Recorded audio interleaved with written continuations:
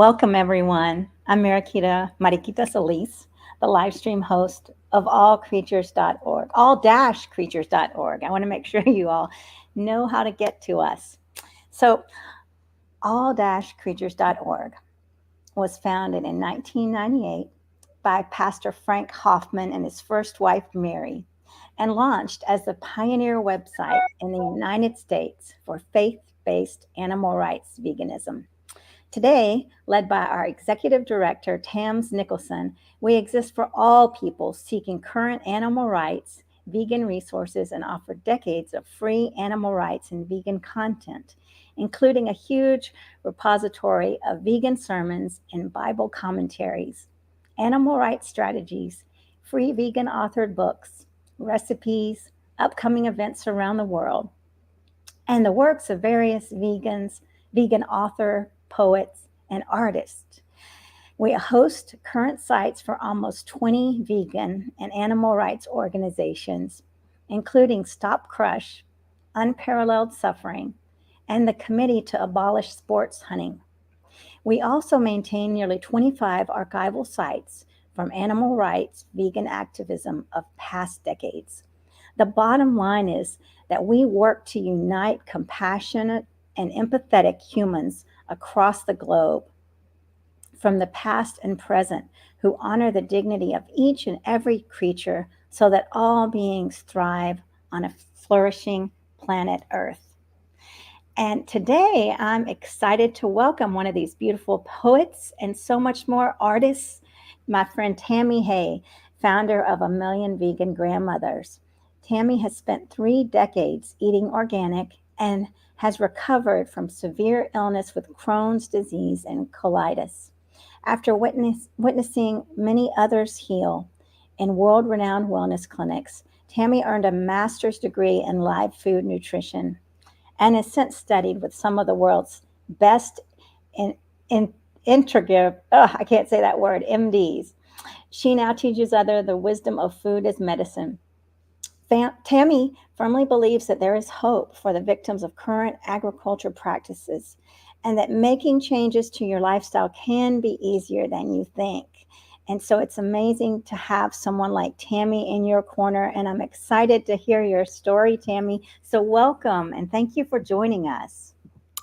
Thank you, Mariquita, and thank you to all the volunteers and organizers of All Creatures. I love what you're doing.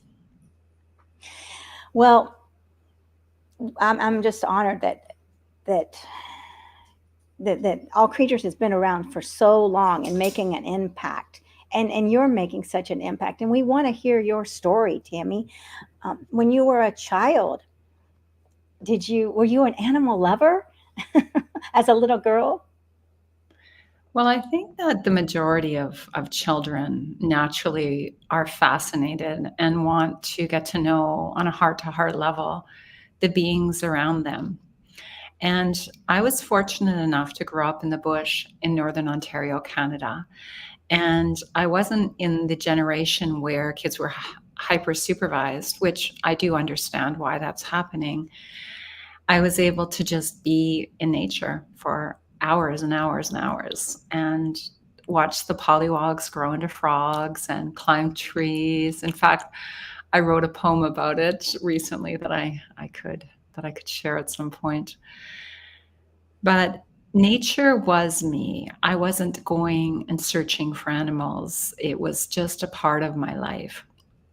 I do remember the connection I felt and the awe I felt with wild animals as well, and how there wasn't any fear like I see with a lot of children now that are raised in cities and they don't see any larger animals like moose and bear and deer. And it's quite miraculous that just knowing that you belong as part of the ecosystem instead of, trying to get kids outside these days and off their devices to just be outside.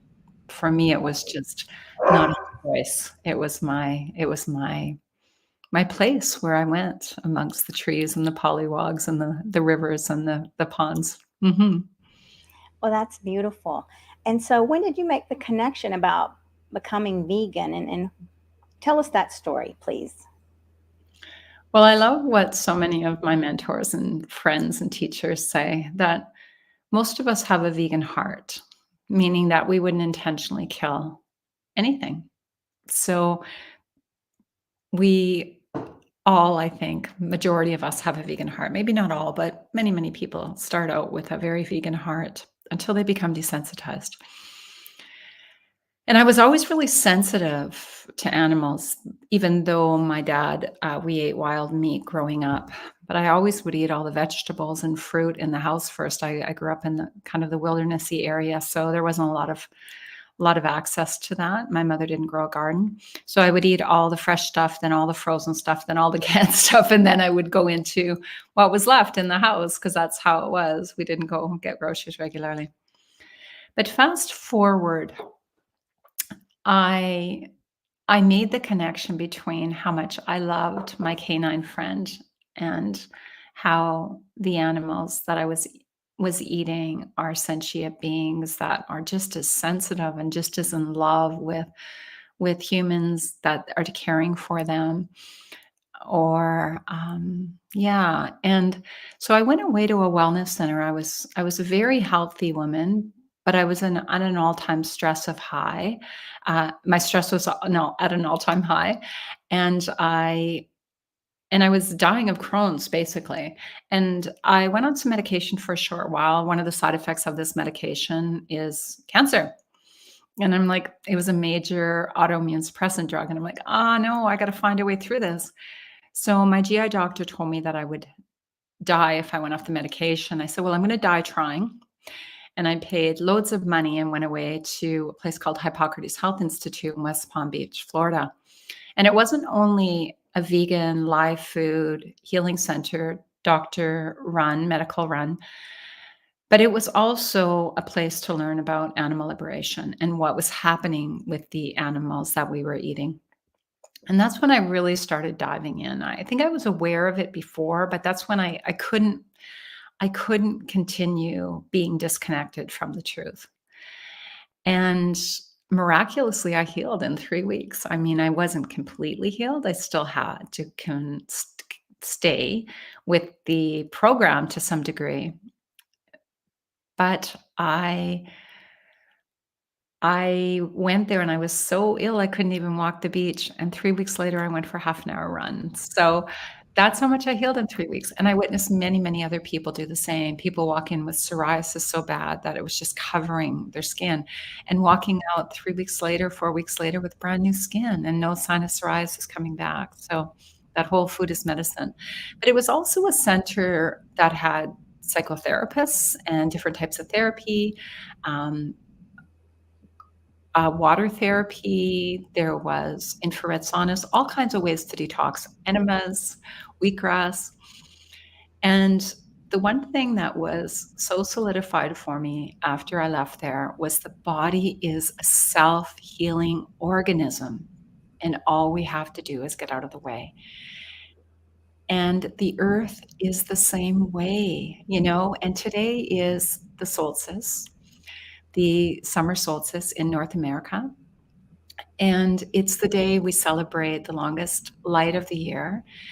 And for people that celebrate the solstice, it's a time to give thanks for Mother Earth. And Mother Earth, if she was left alone, if she was given the chance to recover, she would recover really fast too. So that's really good news. And that is so beautiful. And yes, you're right. This is the longest day of the year, and how lovely that is to be here celebrating and to feel that energy of light and love that you share with everyone watching and your followers, Tami. And I love your story about Crohn's. My best friend died of Crohn's disease, and I had to see her struggling and in so much pain as a young woman in her 20s, and not knowing what she was eating was killing her. And finally, in her 30s, passing away. And if I had only known what I know now, she was full of life. So this, what you're doing, is giving people hope and showing them, directing them back to the fullness of Mother Earth, on everything that's their birthright, the beautiful food from the Garden of Eden. And so that's such a powerful role that you play, Tami. So thank you for that. And so let me ask you this then, knowing that, how does the peace of not eating creatures manifest in your life today? Well, it's interesting. Anxiety and depression are at an all-time high, an all-time high. And so many of us have not made the connection between what we eat and how much anxiety and depression those animals were in that we're eating. Their whole life, most of them. Some of them have never touched the earth like we get to today in our barefoot to celebrate Mother Earth. Never get to experience that. And so, what I hear in general through the people that I work with, including myself, and not that I suffer with tons of anxiety, but that their anxiety disappeared. And, I cannot claim that that's going to take away everyone's anxiety. Definitely not. But a lot of people's anxiety disappeared or at least lowered. And they were able to use their knowing about what's going on for the animals, for humans, earth, and animals, and turn it into creative action. And it prevented them from getting depressed and hopeless. And so the same is true for me. This journey really came to full fruition when I was finishing my master's thesis and my son got sick. His heart was failing and he died 7 years ago. And he came to me in a dream 17 days later. I hardly slept and I didn't want to do anything about that. I wanted to just be, because I knew that there was a window of time when they did a lot of visiting, the spirit as it was crossing through the veil. And my son came to me. He was this very larger than life man to begin with, 6'5" and a massive man. But he came to me like a genie, like this massive genie. And so his lower body was floating and his upper body. And it's all telepathic when, we have these experiences with someone that has crossed the veil that we're super close to. I had it with my father and I had it with my son, but it was the only time I've ever experienced it. And he basically showed me my amazement of life and how amazing he felt I was in this lifetime. And that in some transference of information through the veil, that I was to completely not waste a moment of my life and to live for both of us. And I had been putting off writing my thesis because I was in a lot of emotional pain watching my son die, and his heart failing from being a really strong, 30-year-old man. And all of a sudden I was lit on fire and I started writing my thesis, and I didn't stop until I was finished. I wrote it on gut health, plant-based nutrition and lifestyle, and the microbiome, which ended up turning into a book. And then I started writing my book, Earth Gut, The Story of Peace, Love, and Microbes. And then the Million Vegan Grandmothers formed. And I cannot tell you how many synchronistic gatherings there were. And I realized that we never die. We never die. We just continue to recirculate our energy through the people that are here, or the plants, or the movements, and that we can tap into that huge space across the veil. And it was so clear to me that my life needed to be one of non-harm.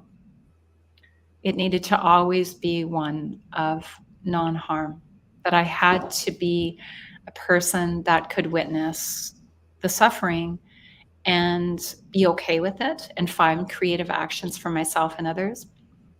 But I was listening to the most amazing woman today. Her name is Dr. Glads. I'm going to get her last name wrong, but I'm going to share on our community. She's 103 years old. And if I was to have one woman that would mimic almost everything, well, no, not almost everything I believed in, this was the woman. And she just wrote a new book when she was 102. And she said, everyone, it's just love. And everyone needs to be seen. Everyone needs to be seen. So that's what we're here for. And that's what creates the happiness. is when we see each other and we love each other and we bring that love into conversation, into our work. So our work becomes non work, and we bring it into every action. And then there's no choice but to stop eating flesh and secretions. Yeah. And eggs. Yes, that's very touching. And her name was Dr. Glass. Is that right? Glad's her name's. Glad. Yeah, and I will she, and that's not her last name, but I will find that out because I've asked her if she would be willing to do an interview with a million vegan grandmothers. So this I went to Hippocrates Health Institute in 2006, and that's when my vegan journey really solidified into my life. And I heal Crohn's and colitis. Now, like anything, like high blood pressure or diabetes, if you go back to the old ways, you will. So, are we healed or are we in permanent remission as long as we respect this living, breathing, gorgeous organism called our body, our mind body? Yeah. Yes, and I love that because when we're respecting this beautiful, sacred being, then all beings flourish. Mother Earth flourishes. It's all connected, right? And that's where so many of us we are not connected anymore to Mother Earth and to animals. We think that we're higher or better or they're for our use. This idea that Mother Earth is to be used, animals are to be used, and we are very stuck in that mentality. So, I mean, I know a lot of new vegans are struggling because of that. They feel isolated, right? And they don't understand, why can't they make the connection? Why can't they see that these are living beings that deserve love? And what would you say to a vegan that's hurting and not knowing where to turn?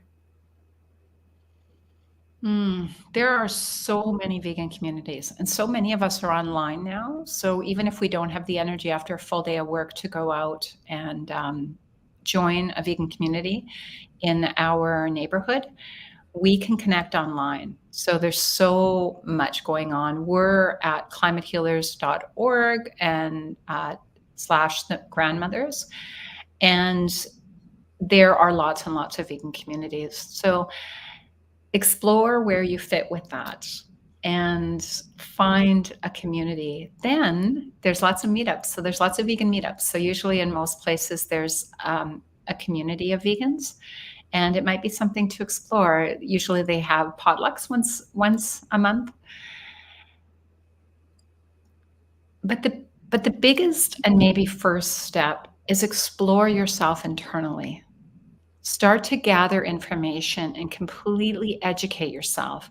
Because once you know what's happening, what buying into thinking that we need flesh and secretions to be healthy, where we lost our sovereignty in that, and what it impacts by living a life like that, it will be so easy to make the transition, honestly, because when your heart aligns, everything becomes easy. And when you commit, the universe will support you, and tons of synchronistic things will happen that will come into your life that allow you to not feel alone, because you're not alone. All the animals that you save, all the animals that you're praying for, speaking out for, all the humans that get to be healthier because you're going to be able to share your message in a loving way, even by being an example, you're already connecting in. That's how it works. That's the universal law. As soon as you make a commitment to change for the good, you're already tapping into that community on a really deep level. And once you do enough soul searching to really hunk into your heart while you're doing this, it's not going to be difficult. Well, that's very true. Once you're tapping from that really deep center of love, right, and you're really living mindfully, right? If when you go on autopilot, it's different, but when you're like very grounded in this new belief, it sticks. So yeah, and I love this this feeling that you're giving us here in this summer solstice warmth and compassion is what I feel speaking with you. And your whole energy is about compassion. So it's beautiful. Well, the summer solstice has always been my celebration. I was born in the spring. I, like most people, come alive in the spring. Dr. Zach Bush says that's the most oxygen that we're ever going to experience on the planet is in the spring when the leaves are all opening, all the chlorophyll just giving off tons of oxygen. In the winter, the oxygen gets way less. So we're in a huge oxygen release time in the spring. Everything's growing. So it's a time for us to do the same. It's a time to set the intention to come deeper into our spiritual practice for all creatures, and connect with their homes. So it might be a great time to go to different ecosystems and experience the different creatures in those ecosystems, or to volunteer somewhere and to start a new habit. Right now, I just started to sing for a couple of days because it's my 60th birthday and I wanted to feel my best. And I think it's a really good time to make a new commitment. It's a full moon and a solstice. It's a strawberry moon, or some say the honeymoon, but I like the strawberry moon better because we don't want to take all the bees' food that they use for their young. And it's a time to really connect with the creatures. Most of them aren't hibernating right now in this part of the world. And I was just in the Rocky Mountains and I seen a grizzly bear and I didn't see her cubs. I saw her cubs last year. I saw some bighorn sheep and some goats and some elk and some deer and some beavers and some pelicans. And I live in a very dormant place for a very long time. The leaves disappear after 5 or 6 months, and then it's like just nothing growing, everything dormant.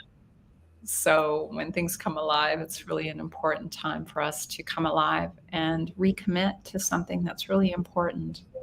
Mm-hmm. Exactly, you're right. And to notice the change of seasons and to bring these to really take advantage of stopping and thinking, here's a new season. What might I need to let go of? And what might I need to call in my life as this new season unfolds? So I wanted to hear a little bit when you were saying you like to call it a strawberry moon for the bees. Can you expand on that? Well, because some people say it's called the honeymoon because of the honey is often harvested this time of year, like the end of June. Some people call this moon the strawberry moon, the full moon in June. I like the strawberry moon because it represents that we're not talking about a food that we have to take away from the animals in order to pleasure our sweet taste buds. Yes, I see that. I thank you for that. I'm going to a solstice, a full moon ceremony, so I want to be clear about what you meant because I might need to bring that out in my own circle of friends. So that's beautiful, definitely. So tell me a little bit more about your books, Tami. Yeah. So after I was finished my thesis on the microbiome and plant-based nutrition, I finished a book called Earth Gut, The Story of Peace, Love, and Microbes. I have noticed that it's not available right now on Amazon, so I'm going to be repairing that in the very near future. I'm not sure why that's happening. It's a book about my story through Crohn's and colitis, but also it has a lot of science. So it's broken up into 3 sections: peace, love, and microbes. And in the peace section, I speak quite extensively about the Essene sevenfold piece.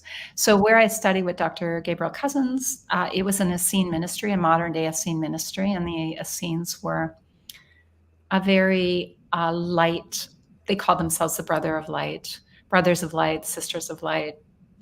They were mostly white. They lived quite far into nature, and they had spiritual cleansing practices, and it was known that the Essenes were vegan, mostly live food vegan, great scholars. And they had a sevenfold peace. So the first of the book talks about the sevenfold peace and some of the quotes from the Essenes and other things about peace practices around the world. And the next part, love, and that's kind of self-explanatory for sure, with lots of research around looking at peace and how that affects the gut, looking at love and connection, how that affects the gut, and some scientific studies in there, and then the microbiome. The book is very easy to read, and a lot of the graphics are some of my paintings because I've been writing poetry and painting for quite some time. And each chapter ends with some helpful things that we can do to increase our frequency in whatever we're talking about, whether it's peace, love, and microbes. And then I am statements and just claiming our beauty. I am water, I am a combination of beautiful microbes that protect me and love me, just I am statements. Because the beautiful thing about being alive is we get to choose if we're in that situation. So I recognize there's lots of people in the world that don't get to choose, lots of animals in the world that don't get to choose whether they have any sovereignty. But you and I do. I'm assuming because we're on this call that we get to choose to some degree how we live our lives. And we get to choose every day what we're going to call in and what we're not going to focus on. That's our sovereignty if we live relatively free. And when we get to do that, it should come with tons of gratitude, recognizing that the majority of beings in the world don't get to do that. They are imprisoned and restricted or living in places where they're abused, including humans.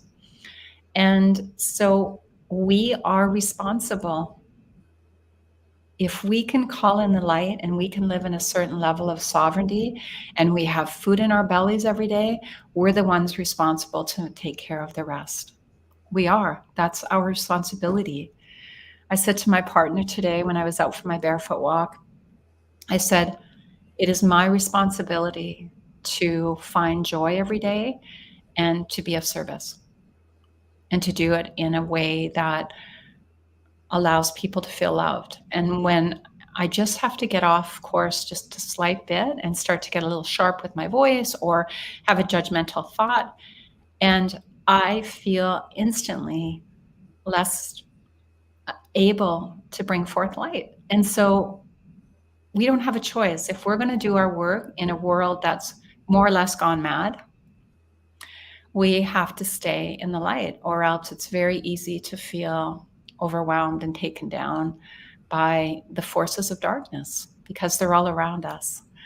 So I believe the ones that have the most freedom on the planet, and if they've woken up into why we need to be vegan, then we are responsible because we're the ones we came here for. Mm-hmm. You're exactly true. That's very, very true. Exactly right. We are responsible. And I love the way you call yourself back to the light. When you see you're kind of going off course, then you recognize it and you come back. So that's beautiful. So Tami, tell me about your collaboration with All Creatures and your poetry that we were discussing earlier. Oh, well, beautiful Judy Carmen. She wrote some really amazing books. She's one of our vegan grandmothers in the Million Vegan Grandmothers community. And Judy also works in defense of animals. I love the work there. In fact, I just got a beautiful email from In Defense of Animals about the beavers, because I just was at a beautiful park and I seen 5 beavers one evening. So I was thinking about the ways that they're coming up with technology to protect the beavers. I was really grateful for. But Judy asked me one day, I sent her a poem that really spoke deeply to me, because Judy is very affirming and Judy sees people deeply. And if Judy, if you listen to this, then I want to thank you for doing that for so many people. Beautiful Judy Carmen. She wrote a book called Homo Ahimsa, Who We Are, who we really are. And that's what we are. We're moving from Homo sapiens, which is supposed to be the wise ones, which isn't true, to Homo ahimsas, which are people of nonviolence, people of care for each other.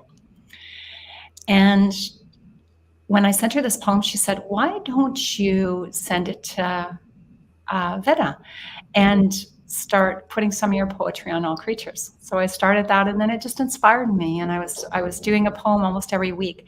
And that's the thing. As soon as we get an opening, I'd love to just put this little plug in for us as a humanity. I've done a lot of motivational stuff over the years, ever since I've been about 15. So many years, about 45 years. And, I really realize when we get an inspiration, we have to act on it. So we don't have to do it. We don't have to go paint a big mural, but we need to do something to move towards it. And it might plant a seed, and then the seed might be dormant for a while. But that was a seed I planted right away. So then I just started writing poetry and committed to it for a while till it was a seed that was growing. And we really just have a short window of time to act on a motivating, intuitive thought. So I would just suggest to all of our listeners, if you get these deep motivations or inspirations, and then they're just like a fleeting thought, do something. Write in your journal. Make a committed action when you're going to do that. But be your creative self. It's part of our sovereignty to not just be working and caught up and on technology. We need to be creative. And so I started doing some poetry, and having All Creatures to share it with has allowed, allcreatures.org to share it with, has allowed me to feel inspired, because I'm part of a community. It's another really beautiful community that's thriving and doing so much work in the world. And as soon as you tap into another community, it gives it more purpose. It gives it a reason to write a poem almost. It's not like we need a reason, but it gives it an opportunity to get it out there to the world in an empowered way, I suppose. Yeah. Would you like me to read one? Yes, I was about to ask. Thank you. Okay, it's really hard to decide. Some of them are hard. Some of them are, yeah. Let me try Born Love. Let's just see. Love is born outside the cages and walls, holding tormented beings, the site of our true original sin. Love is born in the living, breathing waters that carry nutrients to the sea. It dies in plastic oceans of suffocation. Love is born in the trees that reach up their arms for sunlight and push their roots down into aquifers. It dies in clear-cut spaces and poison springs. Love is spread when we die, through sunflowers and fields of wild poppies and all things growing for growth alone. Love is isolated when we die, in a monoculture landscape planted for profit. Our bodies are foreign there, unwanted. So let us create the conditions for love to be born, to thrive and to spread. Let the waters flow, the trees reach, the fields proliferate, and let us never forget again that we are love. Thank you. That's beautiful. Thank you for reading that. And it's so wise, such wisdom. So very, very mindful, beautiful poem. So Tami, I'd love to hear about the Million Vegan Grandmothers, and everybody that's watching, if you have any questions, we're going to do a little bit of answering the questions, if you have any, in a few minutes. So Tami, tell us about Million Vegan Grandmothers, and do you have to be a grandmother to join the organization? Yeah, that's a really good question. Thank you. No, you don't. In fact, I would be so thrilled to be able to read you our pledge, because it speaks of that we accept everyone in. So the Million Vegan Grandmothers was this vision that was founded through a friend of mine, Jeff Francis, 52 year vegan. And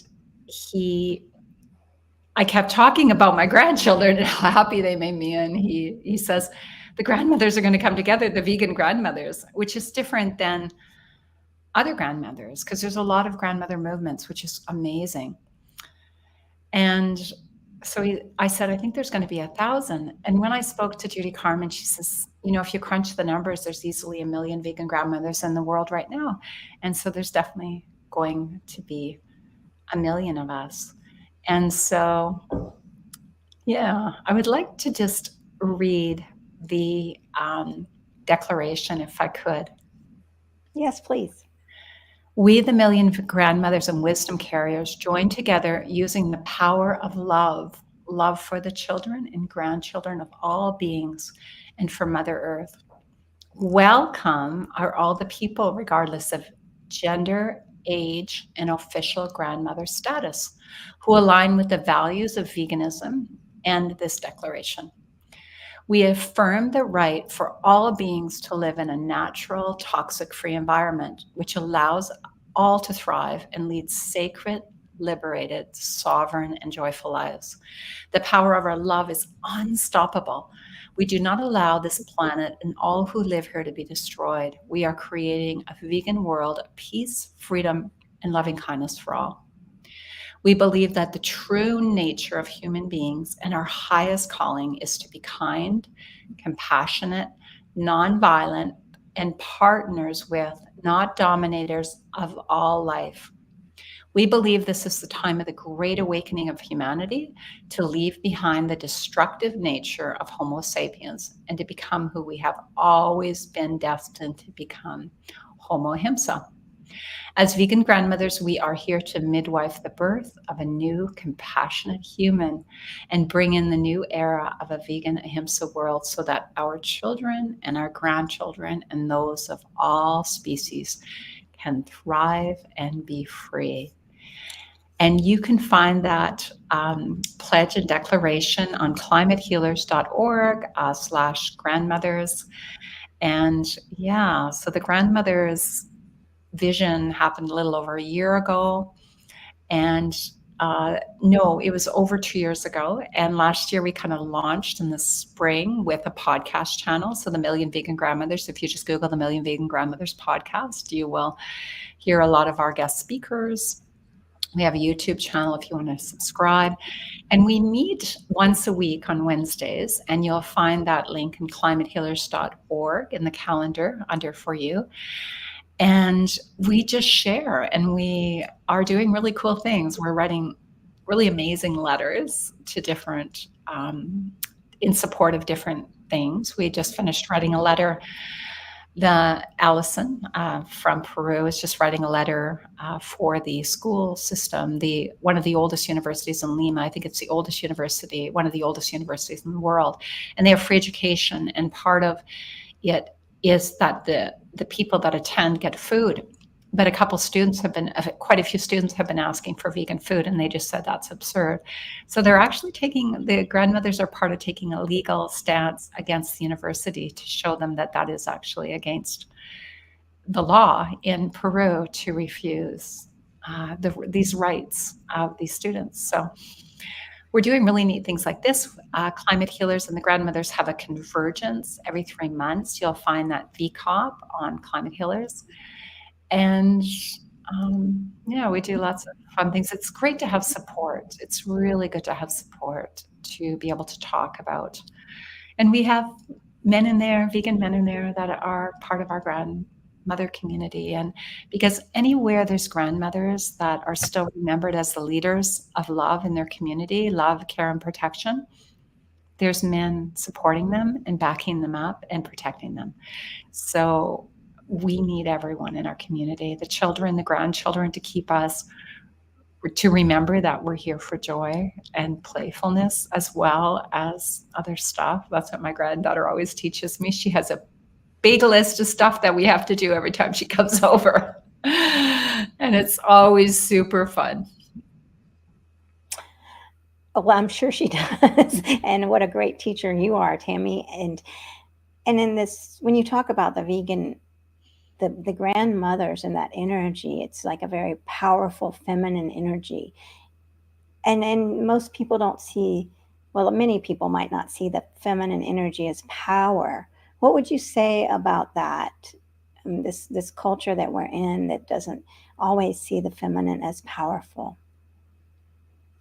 I read a book many years ago called Power versus Force. And what we see in a patriarchal world is force, lots of Mm. force. And force always moves against a current. True power is love.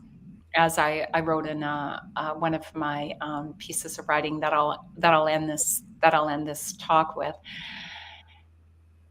and it's felt. The power of love is felt, and love can be ferocious, and love can be fierce, but love doesn't harm intentionally another being. But there's a protective power to it, and grandmothers and the grandmothers and the elders, predominantly females, and even in some of the communities today, as one of my African American friends say, the grandmothers have the final word still in some communities. But the patriarchal oppression has really kind of taken over the world. And so we are regaining a lot of traction because people are done. People are done with the fear and the force that is projected upon all of us in a slave society, in a society where we don't have a lot of sovereignty. Now, that being said, I do always want to recognize that I have much more sovereignty than any of the animals that are imprisoned and used for food, and a lot of other people in the world. So I want to use that term very loosely and every time honor all the beings that don't have any sovereignty whatsoever. Yes, and I think that people are not aware of the restrictions that are actually being put on them by this patriarchal society. It's just very commonplace to accept it, and that's the way it is, and not to see the strong feminine or the another way of being, like you're saying. It's not control, but it's power, and it's power backed by love, like you said, and that's not recognized. And how do we go about teaching our little girls this? It's on its way. It's on its way. There's no if, ands, or buts about it. We're on our way there. And, a couple of Mother's Day ago, my daughter gave me a card and I was really moved by it. She never says too many words I call them sweet nothings. I ask my partner once in a while, I need a few more sweet nothings. And, she's not a big fan of sweet nothings. She won't say anything unless she kind of needs to. But she gives me this card and it said, strong women raise strong women who raise strong women. And I remember my mom being, relatively oppressed. She was married off when she was 15 to a man that was quite crazy in the bush in Northern Ontario. She had no choice. And then she met my father. He kind of rescued her from this crazy man. But there was still lots of oppression. She didn't have access to any of the money. And I remember being a teenager, except I have to say my dad did raise strong daughters. He taught us to take care of things on our own. And maybe that was part of that patriarchal, because he didn't want to be taking care of a bunch of women, a bunch of girls. So we learned how to be pretty independent, emotionally, physically, mentally, and spiritually, honest to goodness. And somewhere along the way, there was a divine intervention, and I knew that I was responsible for how my life turned out, no matter what happened up to that time. I was responsible to heal what would prevent me from loving well, and I was responsible for loving well. And so when I see my daughter, I see how I can support her, but I don't ever see her in a position, even if she's kind of giving in a little bit to the, I don't have enough kind of energetics that the universe can sometimes put. But when I'm with my granddaughter, it's just pure joy, pure love. We just study nature and we talk about things that matter and we cuddle and we sit on the grass. And so I believe that there's a lot of strong women that are raising strong women. And the grandmothers are such a supplement for that because parents are so busy. They're really busy. And when a grandmother can step in and she doesn't have a device at all, and all she's doing is looking and laughing and playing with her granddaughter, she's saying, "You matter, and you really are a force to be reckoned with." Yeah. Well, that's beautiful because when what you're expressing, I see as this, as anyone being a grandmother, a nurturer of this beautiful, loving power to children. So it's expansive. I mean, you could, it doesn't matter what your form is, you can reach out to a child and be that beautiful teacher of or guide to the power of love, and this power of love is saving our universe. And I also recognize a lot of children are oppressed through their diet, through their through abuse in their systems, including their homes, and through hunger. You know, we talk about all these pandemics, but way more children die of starvation every day, and I don't see anybody getting all up in arms about that. Way more children die of starvation every day.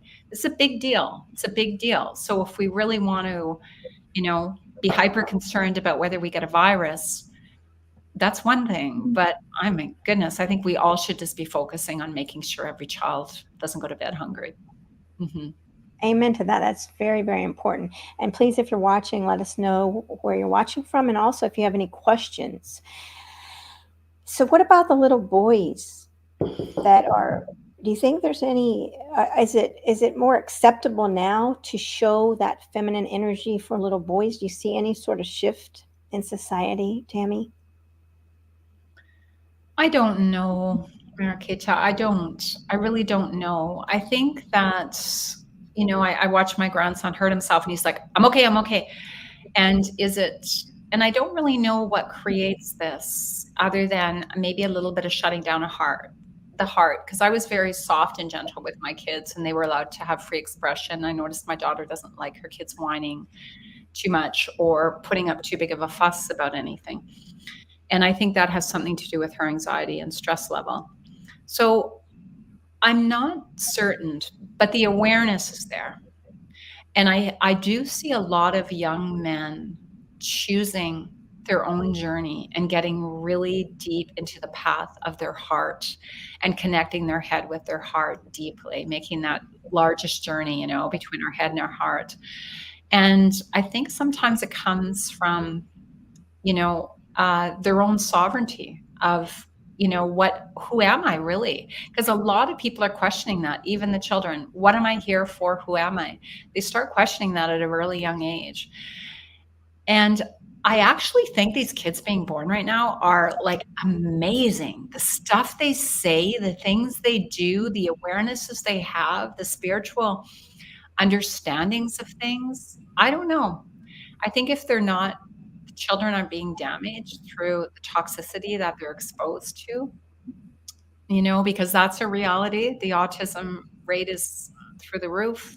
There's a lot of stuff going on right now, a lot of abuse of children. But if they happen to be one of the fortunate ones that do have parents that are really open to provide them with a certain level of safety and sovereignty and food that will nourish their gut brain, they shine. Some of these children being born right now are here to help us heal the earth. I really do believe that.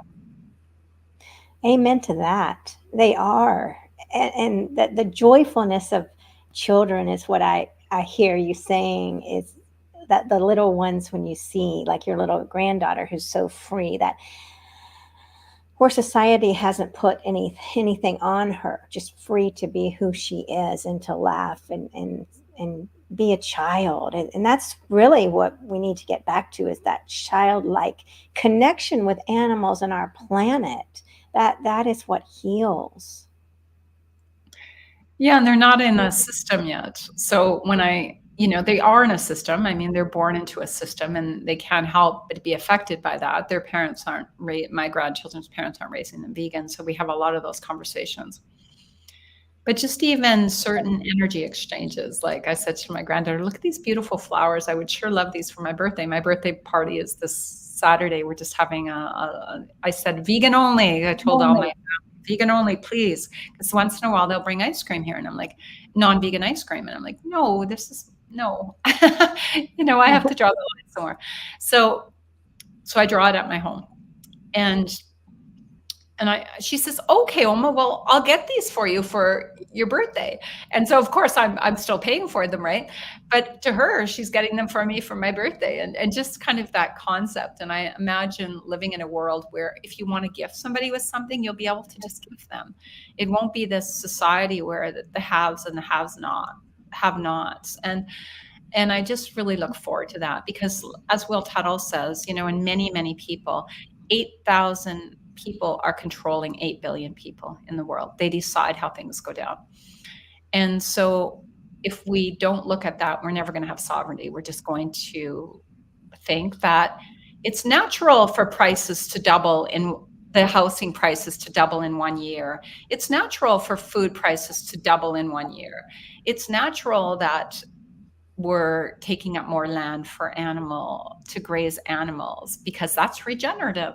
We won't question the narrative, and we must question the narrative. And this is a little plug for Dr. Will Tuttle's new book, Food for Freedom, because it spells out a lot of this stuff where we lose sovereignty and we don't even know it. And I love the understanding that God told us right from the beginning that we're all creatures, that we're all together in this. And, Captain Paul Watson said, if we think we don't need bugs, wait and see what happens when we don't have any. If we think we don't need wildlife, wait to see what happens to us when we don't have any. When we think we don't need trees, just wait to see what happens. If we think we don't need fish in the ocean, like seriously. So it's our time. It's our time to awaken. We're in the time of the sixth sun. They say maybe the sixth mass extinction, but maybe the sixth sun, and that might be the greatest awakening on earth. And wouldn't that be amazing, Mirakita, to live in a world while we're still alive, or my children or grandchildren, where there's peace on earth, where there's actually peace on earth? Yes. Yes, it would be amazing, Tami. Yes. Well, Tami, I see that we're coming up to the end of our hour, and I know that you wanted to share. So please share with us where you get your books and then the other gifts that you have here. Okay. Yeah. So, like I said, both my books, Earth Gut, The Story of Peace, Love, and Microbes, are on Amazon and other sites where you can buy books. And the second one is Sacred Sovereignty, The Infinity 8 Path to Heal. So it's my 8-step heal protocol. I have some poetry on allcreatures.org if you want to read some of my poetry. I'm going to have an upcoming new website soon called vegangrandmother.com. It's not up yet. We've been working on it for a very long time. It's going to talk about a lot of my services, including my nutritional consulting that I do with people near or far, which is one of my biggest passions. I can help people turn their health around pretty quick. Where I studied to get my master's wasn't a traditional or a modern way of nutrition. It was based on the body as natural hygiene, is a self-healing organism if given the chance. And maybe I'll end with a little blessing for everyone. This is called the Jubilee. When I wrote it in meditation, I was asked to get it out to the world. So it's a woman holding the earth, and the earth is struggling a bit. The tree on the earth is struggling a bit. But I was given this message that we're close. We're close to being able to turn all this around. So there is a time not too far away when we no longer fight wars that don't belong to us, when love will feel more familiar than pain, and when our hearts will be healed enough that we no longer project our wounds onto another. There is a time not too far away when we see blessings everywhere, in the water, our food, in a stranger's eyes. When I know our children will hear more kind words that day than any other. And when we all know we have the power to heal and we honor the power of love instead of the love of power, there is a time. Thank you, Mariki. Tonight was a pleasure. Thank you, Tami, for those beautiful gifts and your wisdom, and everyone watching. Yes, what a beautiful gift. And please reach out to Tami, and if you want to join her organization, I very much encourage you to. We need to come together to heal this planet, and Tami's leadership is powerfully peaceful and kind. And also, I want to remind you all to please go to www.all-creatures.org to check out the hundreds of thousands of pages of free resources updated daily, 7 days a week without break, or sign up for our weekly newsletter. So be sure to search vegan churches on our site to find vegan faith-based resources near you. And if you know of a resource that's not on our list, please reach out to our executive director, Tams at all-creatures.org, all-creatures.org, Tams at all-creatures.org. So this has been a beautiful blessing, Tami, and I hope you can come back and join us again. And thanks everyone for watching. Thank you very much. Bye-bye, everyone. Bye.